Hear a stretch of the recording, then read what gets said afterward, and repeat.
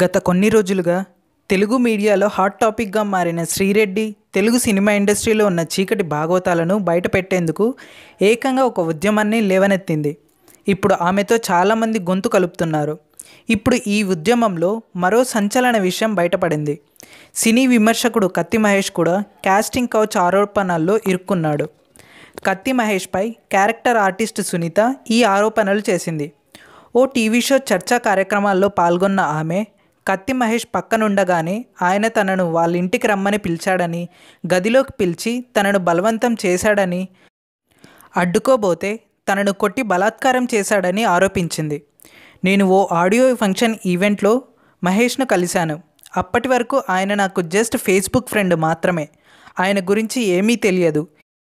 ఈయనేంటి big బాస్కి రావడం ఏంటి అని నేను చాలా షాక్ అయ్యాను.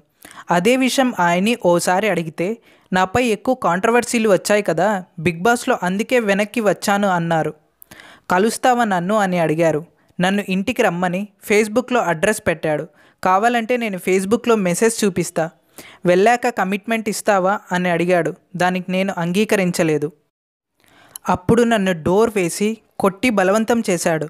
తర్వాత బస్ టికెట్కి 500 రూపాయలు ఇచ్చి పంపించాడు. కత్తి మహేష్పై అన్ని ప్రూఫ్లు చూపిస్తా అని ఆరోపించింది సునీత. ఇప్పుడు ఆరోపణలు టాలీవుడ్లో హాట్ టాపిక్గా మారాయి. మైక్ పట్టుకుంటే నీతులు మాట్లాడే కత్తి మహేష్ ఇప్పుడు ఇలా అడ్డంగా బుక్ అవ్వడం శోచనీయం. సునీత చేస్తున్న ఈ ఆరోపణలను మీరు నమ్ముతున్నారా? అయితే ఎస్ అని, లేకపోతే నో అని మీ అభిప్రాయాల్ని కామెంట్స్ రూపంలో చెప్పండి. ఈ వీడియో మీకు నచ్చినట్టయితే లైక్ చేసి మన ఛానల్ని సబ్స్క్రైబ్ చేయండి. Thanks for watching.